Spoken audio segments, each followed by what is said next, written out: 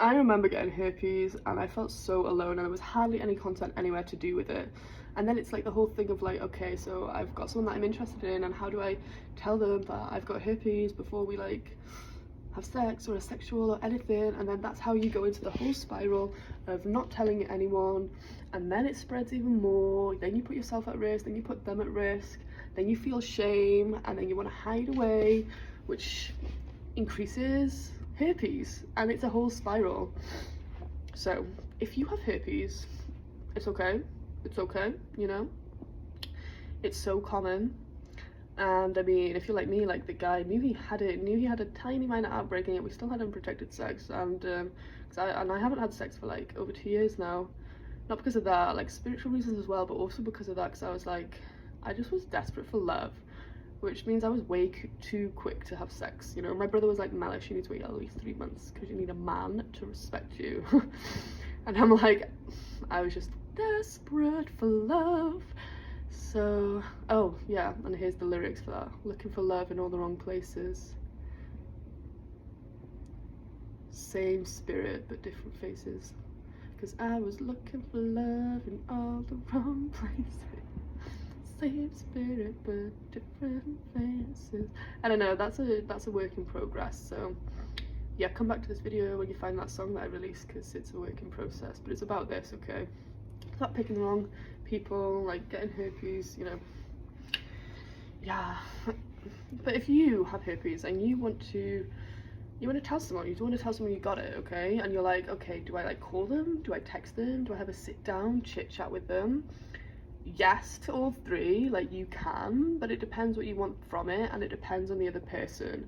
And like getting good with communication, if you've got herpes, you need to get good with communication. Basically, you just have to get really good at communication skills, and there's so many videos that can show you how to do that. But I would say texting is good because it's no pressure for a quick response. You can put everything, you can do some links to some good sources about herpes, what it is, how you can control it, like all the herbal remedies, if you are treating yourself with care, kindness and respect with what you're putting into your body, what you're consuming, like no stress levels, you know, you're eating your daffodils, all of this, then you won't really get outbreaks that often. You can say all of that over text, and it gives the other person like a hot minute, you know, some time to think about their response. But the only downside with texting is they could ghost you. Then it's hard, because it's like, are you actually getting closure? And if you're the type of person that needs closure, like a closure convo, then it's going to be really tough.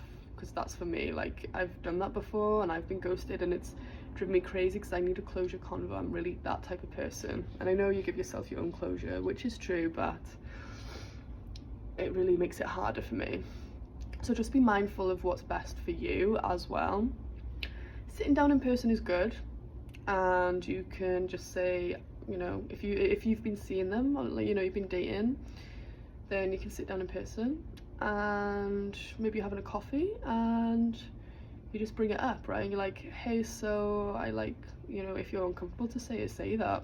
I feel really uncomfortable to speak about this, and I'm embarrassed, or I feel ashamed, or I feel shy, but I want to be really open and transparent and respect you so that you have all the information that you need before we like are intimate like that. I have HSV, like, you know, and you can say which one it is, and then you can be extremely prepared for rejection or extremely prepared for them to need a minute, or they might already know about it and they might have had an ex who's had it and been like, oh, actually I've got it too, and then you have a big bonding moment and it's okay, you know. So gauge it though, gauge it. Like, don't pour all your heart on a plate to someone that you're just maybe having a one-night stand with. Just say to them, by the way, I have herpes, so if like you still want to go ahead with this, like wear a condom, like blah. But I think, yeah, just gauge the person, gauge yourself, gauge the situation. Phone call can work, you know, phone call can work, but again, it just depends if you're a phone call person or not, you know. Depends heavily on if you two have that type of dynamic, or if it's more comfortable for you to just meet in person, if that's possible. But phone call can also work, and like a script can be something, you know, like you know, you can say to them, if you call often, oh hey, can we like jump on a call later? They jump on a call, and then you say, you know, you don't start straight away with that. You ask them how their day was, and like you have a bit of a warming up, defrosting situation going on.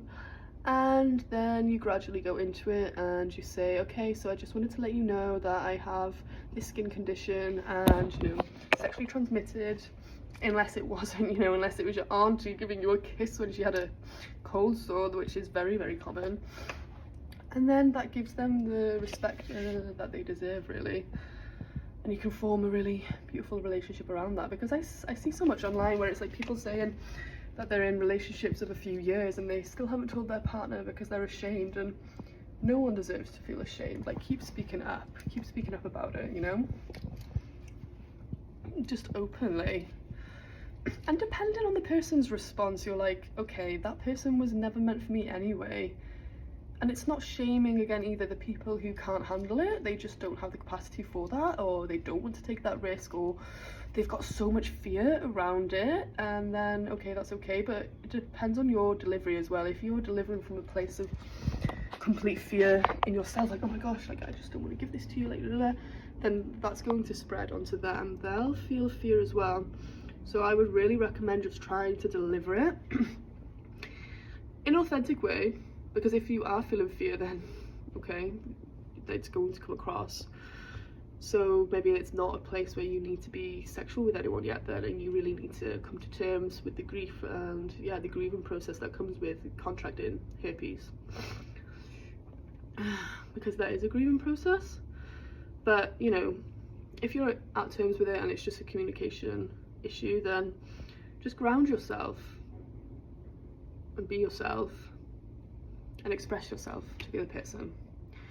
Anyway, so yeah, like and share with anyone who needs this and tips, and I will continue to share my journey with this and what's happened in the past few years, like the good situations where people have accepted it, the situations, you know, the ghosting and everything, and yeah, what really gets me through, and like how I handle it as a music artist, content creator, and like all around busy person, and yeah, some of the most random places and times that I've had an outbreak when I never used to get any, and like from stress, or, you know, how do you handle like an outbreak when you've got an important event on and it hurts. And yeah, I will share that. Let's build a really supportive community.